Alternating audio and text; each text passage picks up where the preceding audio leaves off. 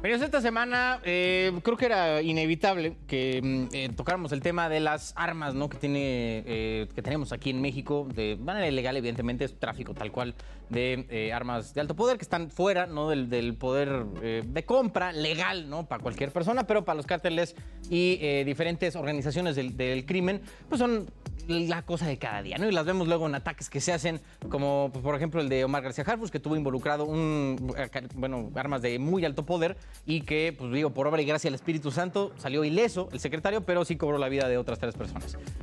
Y esta semana me pareció, pues bueno, correcto retomar el tema de las armas porque empezó una especie de litigio, de relitigio, apelación en Estados Unidos por esta demanda que México como país le está haciendo a ciertas armeras allá en Estados Unidos como una especie de responsables, ¿no? Por haber permitido una venta casi indiscriminada, ¿no? De sus productos a cualquiera que se los pidiera.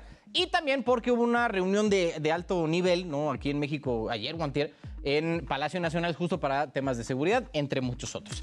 Para hablar de este asunto está con nosotros Gerardo Álvarez, investigador del área de incidencia política de México Unido contra la Delincuencia, y Víctor Hernández, profesor investigador de la Facultad de Derecho de la UP, que ya es viejo conocido aquí de todos ustedes. Y pues bueno, Gerardo, quiero empezar un poco contigo para ver pues, cómo ves, mano, el tema de las armas, del tráfico aquí en México, empezando por cuándo podemos a lo mejor poner, si no el dedo, al menos una especie de rango de tiempo de cuándo todo se empezó a ir a la fruta. Digo, yo sé que es un tema un poco denso, mi hermano, pero pues, o sea, no sé qué tanto tenga que ver que en el 2004 en Estados Unidos terminó como esta prohibición en cuanto a que los ciudadanos pudieran comprar armas de asalto. Sí. Creo que la disponibilidad de armas, como dices, es un determinante fundamental de la violencia, de la incidencia delictiva, de la delincuencia en general en México. Es un problema estructural de salud pública, un problema estructural de seguridad pública. Y sí, poniendo fechas, pues creo que más que fechas hay que poner el punto geográfico, ¿no? México, ¿dónde está? Está al sur de Estados Unidos, es el mercado más grande de armas de fuego en la historia que ha habido en la humanidad, ¿no? En este preciso momento de la historia.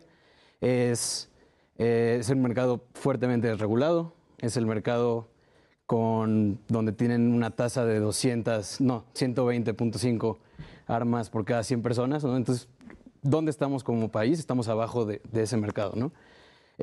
Tiempo, ya lo mencionabas, ¿no? En 2004 se vence la prohibición a los rifles, a la venta de rifles de asalto. Eso evidentemente pues tiene una repercusión en el tipo de armas que se empiezan a traficar, ¿no? Entonces sí, o sea, si habría que poner un lugar en el tiempo y en el lugar, pues sería eso, ¿no? Hablar de Estados Unidos y hablar de esa fecha. Víctor, antes de esa fecha, de ese 2004, cuando empezaron a, digamos, comercializarse con cierto nivel de facilidad allá en Estados Unidos este tipo de armas, ¿existía como el problema aquí en México de que los cárteles tenían armamento de alto calibre? Hay que entender que de entrada los cárteles mexicanos no eran los protagonistas dentro de la escena criminal en el siglo XX. Esto es irónicamente un fenómeno construido por los propios norteamericanos cuando se clausura la ruta del Caribe. La droga originalmente viajaba por lanchas rápidas, por avionetas, específicamente la cocaína, que en el siglo XX era el mercado más grande. La cocaína, si tú transformas una tonelada de hoja de coca en pasta base y la vas procesando, si esa tonelada de hoja de coca vale $1 en Colombia, para cuando ya pagó sobornos, para cuando ya llegó a los Estados Unidos, incrementa en promedio en 1000% su precio, ¿no? Entonces es un negocio mucho más lucrativo el que tenían los colombianos que el que había en México con la amapola y con la marihuana. Entonces, de entrada, son los propios norteamericanos quienes ponen las condiciones para que haya un flujo de dinero y los cárteles mexicanos empiecen a armarse, empiecen a tener protagonismo. Yo además añadiría el recordatorio de que en los 90s empieza la política norteamericana de tan pronto como los criminales, los convictos que son extranjeros terminan de servir sus sentencias, empiezan a ser deportados a México, y eso pues incluye a personas que están entrenadas en el mundo criminal norteamericano, que tienen contactos, que tienen facilidad para pues poder traficar este tipo de productos. Y además hay que recordar que había un mercado residual de la Revolución Mexicana, que todavía es relativamente común en ciertos ejidos encontrar de pronto una carabina 30-30, fusiles Mauser, que digamos eran cierto problema, sobre todo en las insurgencias del siglo XX, pero al final quien acaba poniendo las condiciones para que esto se descomponga es justo esa clausura de la ruta marítima para ahora el trasiego terrestre de estas sustancias. Ya. Oye, Gerardo, y ves que, bueno, ¿cómo podemos pintar el escenario, ¿no?, del tráfico de armas a lo largo del tiempo? Sigue poniéndoles desde el 2004. ¿Cómo se ha ido comportando o cómo ves que ha sido, pues, no sé, el manejo del tráfico de armas en este país? Justamente por la naturaleza ilegal, ¿no?, del tráfico, es precisamente el hecho de que no tenemos tan buena información, ¿no?, tan buenos datos. Precisamente una de nuestras preocupaciones mayores es la falta de conocimiento sobre la magnitud del problema que tenemos en México, ¿no? Todos los datos que existen son por estimados, ¿no?, por estudios que se hacen desde el extranjero. Small Arms Survey, ¿no? La Universidad de San Diego estima que son 200,000 armas al año, ¿no?, que el valor del mercado son $127 millones al año, pero no tenemos una cifra oficial mexicana que nos vaya diciendo este año fueron tanto, ¿no? Este año fue tanto, este año fue tanto. Lo único que tenemos es cómo es una constante que México, cuando decomisa armas en escenas del crimen, por ejemplo, lo que hace es enviarlas a Estados Unidos, y a Estados Unidos a través de ATF, que es su buró sobre su equivalente de la DEA, pero para armas, tabaco y explosivos. Lo que hacen estos cuates es rastrear el origen a partir de la marca, del marcaje que tiene cada arma, ¿no?, de números de serie, etcétera. Y siempre las armas que envía México, el 7% se detecta que viene de Estados Unidos, año con año, ¿no? Siempre 7%, independientemente del tamaño de la muestra que mandemos, ¿no? A veces son 3,000 armas, a veces son 4,000 armas. Siempre la muestra es 68%, 70%. Entonces, vemos como sí existe una tendencia de tráfico muy clara, ¿no? De cómo el problema no es que tengamos un problema aquí de falta de regulación, falta sí, o sea, falta de coordinación aquí, ¿no? O sea, tenemos un problema que es eminentemente binacional, que la tendencia es clara, de que siempre es el mismo número de armas el que se detecta, y se debe atender de tal manera, ¿no? O sea, atender de forma binacional y también tratando de hacer cierta reducción de daños, ¿no?, en frontera o mínimamente teniendo los registros que te permitan conocer la magnitud del problema. Víctor, siento que luego cuando me pongo a pensar en este asunto de las armas, como que México está metido en una severa bronca, porque allá en Estados Unidos, pues, o sea, es un derecho constitucional defendido a capa y espada, ¿no?, en la segunda enmienda y pues, chino. Y me imagino que es muy atractivo para cualquier ciudadano, y pues, infiero que así se hace el trasiego de armas de Estados Unidos para acá. Pues decir que se aproxime, ¿no?, uno de los contactos que tienen los cárteles en Estados Unidos, decirle, oye, güey, pues ¿cuánto porque te compres esto y esto y esto? Tú me lo pasas y yo me encargo del resto. O pues que ellos lo crucen o así. O sea, ¿crees que al menos estamos en una encrucijada tan compleja que difícilmente pueda ser solucionado el problema? Lo irónico, Carlos, es que nosotros nos imaginamos el tráfico de armas como algo excesivamente complicado, cuando en realidad cualquier persona con una licencia de conducir de alguno de los estados de la Unión Americana puede llegar a un Target, puede llegar a un Walmart, ¿no?, donde puedes comprar armamento y municiones, y pasarlo por la frontera, porque el gobierno mexicano no monitorea la frontera con la misma intensidad que sí monitorea Estados Unidos, ¿no?, donde hay perros que están olfateando por drogas, por explosivos, ¿no? Y en cambio uno entra aquí del lado mexa y mientras no te metes en problemas con la gente de Hacienda, vas a poder entrar sin ningún problema. Mientras no te veas sospechoso, ¿no? Así, exactamente. Y además nosotros tenemos un problema regulatorio. Aunque constitucionalmente también en México los ciudadanos tienen derecho a portar armas, en promedio la Secretaría de Defensa solo otorga entre 2,000 y 3,000 licencias para la portación en la calle, porque además en México tenemos este esquema muy curioso. Las esquemas de posesión en domicilio son relativamente fáciles de obtener, pero tú nunca puedes sacar esa arma de tu domicilio. No puedes ir a entrenar, que es súper importante para evitar accidentes, no puedes llevar a repararla, ¿no? O sea, si quieres ir a un club de tiro es una membresía y una aplicación aparte. Entonces eso lo que acaba incentivando es la ilegalidad. Y vuelvo a la Small Arms Survey. De acuerdo con la Small Arms Survey, en México hay casi 17 millones de armas de fuego, de las cuales solamente 3 millones están debidamente registradas ante la autoridad. Porque si la Sedena... O sea, tenemos 14 millones 14 que están ahí. Que no están registrados. Entonces, si la Sedena sistemáticamente se empeña en rechazar las solicitudes de portación legal, pues la gente opta por la ilegalidad. Y ese es el fenómeno de los justicieros. ¿Por qué incluso un guardia de seguridad privada o una persona con su arma debidamente registrada no se queda en la escena del crimen? Porque entre que son peras y son manzanas, te puedes aventar hasta 8 meses en la cárcel, ¿no? En lo que un juez puede ver si la prisión preventiva, pues porque además lo van a querer meter como homicidio, en efecto estaba justificada, si hay alguna atenuante para la situación. Entonces, pues por eso mucha gente hace actos de legítima defensa, pero que no se queda a que se abra la carpeta de investigación y que se investigue el delito, porque no se puede perder 8 meses, 1 año, 2 años lejos de su familia. Oye, y a ver, en el caso mexicano, ¿por qué no hemos como metido un poco más de galleta al tema de la revisión, Víctor? La revisión... O sea, de importación para evitar el tráfico de armas desde Estados Unidos. A ver, porque estamos hablando de una frontera inmensa, ¿no? Donde ni siquiera podemos controlar el flujo de personas, porque además es antinatural. O sea, querer construir un muro en una extensión territorial más grande le pega a la fauna del lugar, ni siquiera a los norteamericanos. O sea, el muro de Trump es más un recurso retórico que una realidad de política pública. Sí, hay sensores, el presupuesto del personal de la patrulla fronteriza se duplica después de los atentados a las Torres Gemelas, pero incluso aunque tuvieras a todo el ejército mexicano y a todo el ejército norteamericano, un soldado en cada kilómetro, es prácticamente imposible poder detener esos flujos. Y además, porque presupuestalmente no tenemos el mismo aparato de seguridad que los Estados Unidos. El Instituto Nacional de Migración tiene atribuciones de fuerza pública, pero no es completamente una policía. En todo caso, los malos a la hora de que llegas al aeropuerto o lo que cruzas la frontera terrestre es el personal de Hacienda, que igual el interés no es policial, es un interés tributario. Entonces, nosotros no tenemos realmente un equivalente de la patrulla fronteriza que esté haciendo ese rol de fuerza pública de monitorear la frontera. Ya. Oye, Gerardo, entonces, ¿para dónde jalamos, mijo? Porque, pues digo, evidentemente tenemos 14 millones de armas ahí sueltas, ¿no? Registradas y usadas por quién sabe quién demonios. Pues, digo, estamos ante primero, un fuerte problema, ¿no? Y segundo, pues, ¿qué procede? O sea, ¿para dónde? ¿Hay que buscar registrar todos? ¿Que todo el mundo mejor sepa? ¿O hacer operaciones gigantes de incautación? O sea, ¿hacia dónde ves que sería más viable para, pues, tratar de darle un llegue, ¿no? Sí, o sea, aceptar, digo, creo que es bastante loable lo que se intenta hacer desde Cancillería, ¿no? El tema de intentar aminorar el problema, entendiéndolo como el problema binacional que es, ¿no? El tema de la negligencia comercial de las armerías, ¿no? Este tipo de cosas.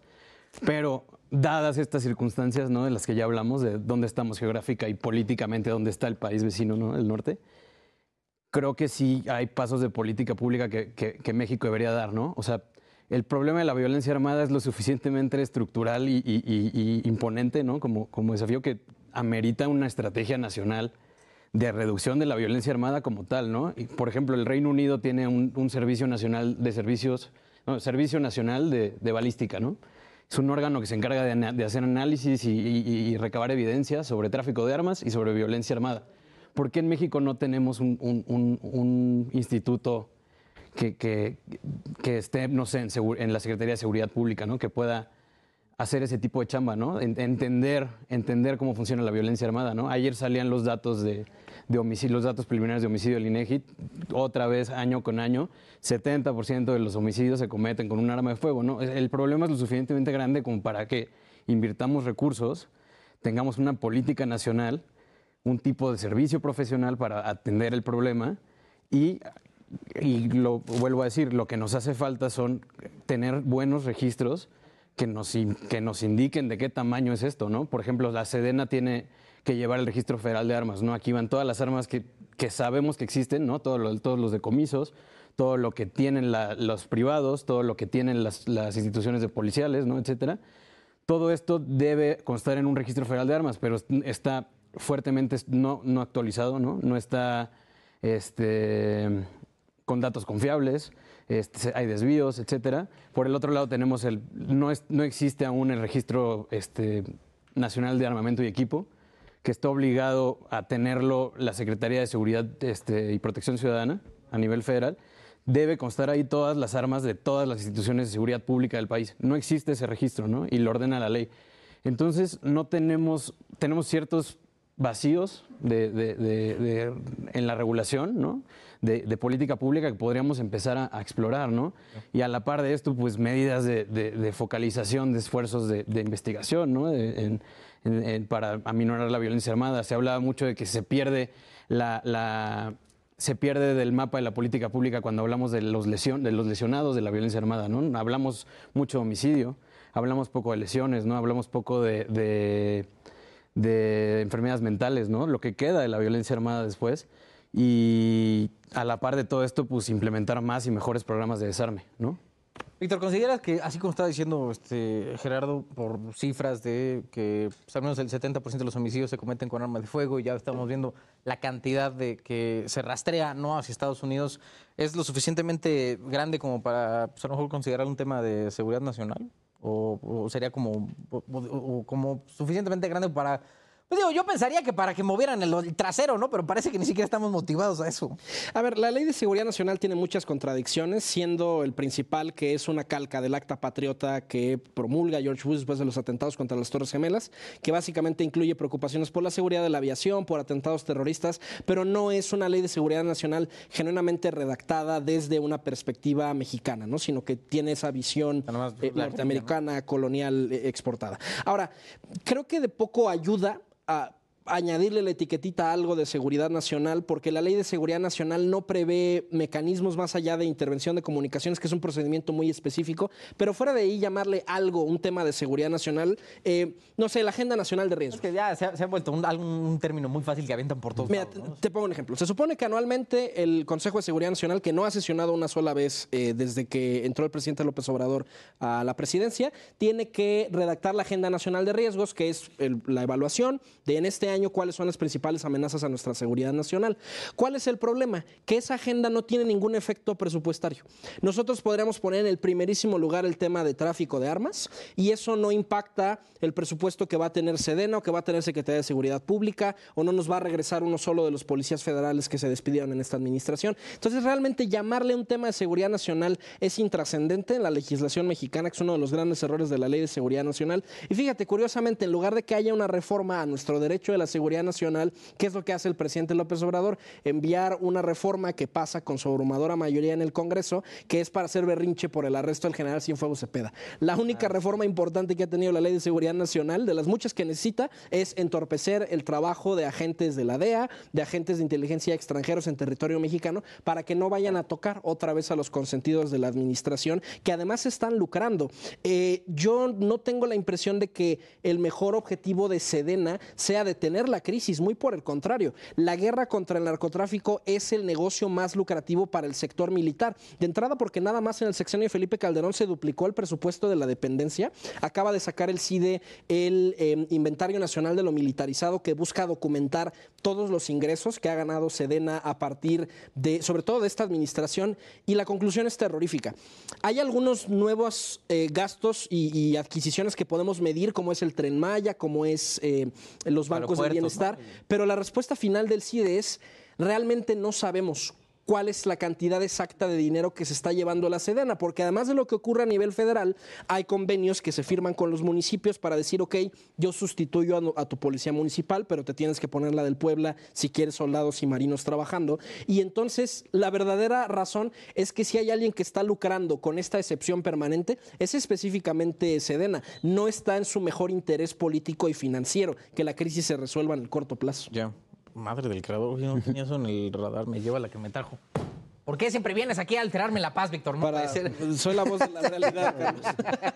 Oye, Gerardo, por último, pues cómo pues resolver todo este asunto, mano, porque siento que ya nos estamos entre la espada y la pared, o sea, entre el gran mercado que hay aquí para las armas y el gran mercado que hay allá para la droga, es un círculo vicioso que se autoalimenta, ¿no? Que se retroalimenta, claro, a sí mismo y cada vez con mayor magnitud. Sí, de ahí la importancia de entender la dimensión binacional, ¿no? O sea, justamente estos flujos de economías ilegales, ¿no? Y pues sí, o sea, entender que... o sea, no quiero ser la voz de la desesperanza, ¿no? Pero Estados ya después de lo que me dijo, digo, pero hermano, Estados Unidos no se va a mover de la posición actual, ¿no? Sí, no. O sea, no hay las condiciones políticas y ni las va a haber porque no. O sea, y entonces tener una postura mexicana de reducción de daños, ¿no? O sea, dadas estas condiciones, ¿cómo hacemos para, dada nuestra regulación, que nosotros sí somos un país que tiene una regulación de armas de fuego y municiones, etcétera, ¿cómo hacemos política pública para evitar el homicidio, ¿no? O sea, para evitar la violencia armada como fenómeno interno, ¿no? Más allá de centrarnos en el tráfico, ¿no? Centrarnos más en, ok, están estas armas en este país, ¿no? ¿Cómo hacemos para evitar la violencia armada? Sí, pues, yo creo que el gran problema, Sí, ¿no?, que tiene este sí, país claro. desde hace muchos años. Pero bueno, Gerardo Álvarez, investigador del área de incidencia política de México Unido contra la Delincuencia, muchas gracias. Y Víctor Hernández, profesor investigador de la Facultad de Derecho de la Universidad Panamericana. Nos vamos a un corte, ahorita regresamos.